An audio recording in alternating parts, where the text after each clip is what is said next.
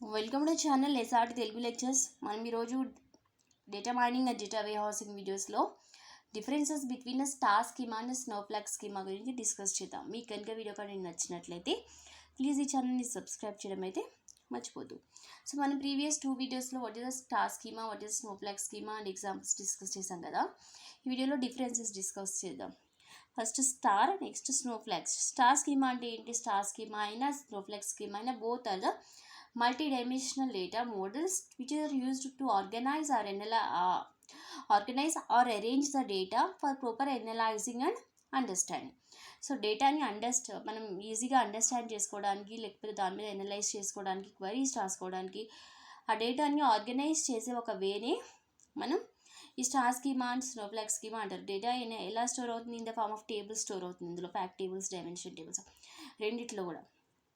So ఇప్పుడు star schema is a multi dimensional data model with fact table and dimension tables. So ఏముంటాయి star స్కీమాలో? Fact table and dimension tables ఉంటాయి. Snowflake schema contains fact tables, dimension tables and tons of dimension tables. So snowflake స్కీమాలో ఏముంటుంది? ఒక extra add అవుతుంది, sub dimension tables. Dimension tables నుంచి again small dimension tables అనేవి create అవుతాయి.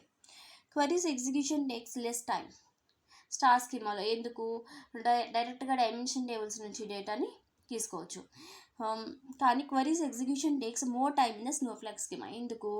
ఎందుకంటే sub dimension tables కూడా ఉంటాయి కదా ఇందులో. అంటే ఇప్పుడు ఏదైనా ఒక పర్టికులర్ డేటా కావాలంటే ఆ డైమెన్షన్ టేబుల్కి, సబ్ డైమెన్షన్ టేబుల్కి జాయింట్స్ అప్లై చేసి ఆ జాయింట్స్ నుంచి మనం క్వరీకి సంబంధించిన ఆన్సర్స్ రిజల్ట్ తెచ్చుకోవాలి. అంటే జాయింట్స్ ఉండడం వల్ల, సబ్ డైమెన్షన్ టేబుల్స్ ఉండడం వల్ల క్వరీ ఎగ్జిక్యూషన్ అనేది takes more time in the snowflake schema. It takes less time in the star schema.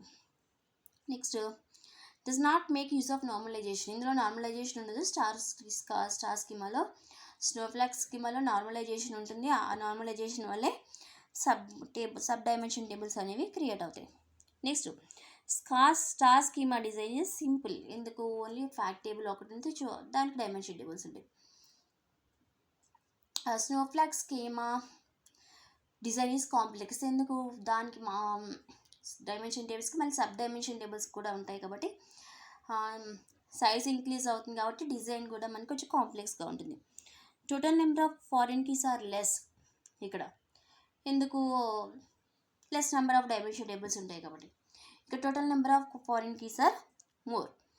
Data redundancy is high in the star schema. ఎందుకంటే ఆ టేబుల్స్కి normalisation apply చేయరు కాబట్టి data redundancy is high.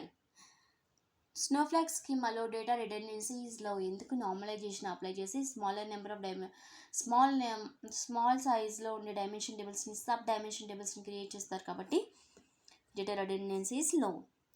Requires more storage space. Requires less storage space. So data అనేది data అనేది eliminate అయిపోతుంది కాబట్టి snowflake schema requires less storage space. Star schema requires more storage space. These are the differences between the star and స్నోఫ్లాక్ scheme.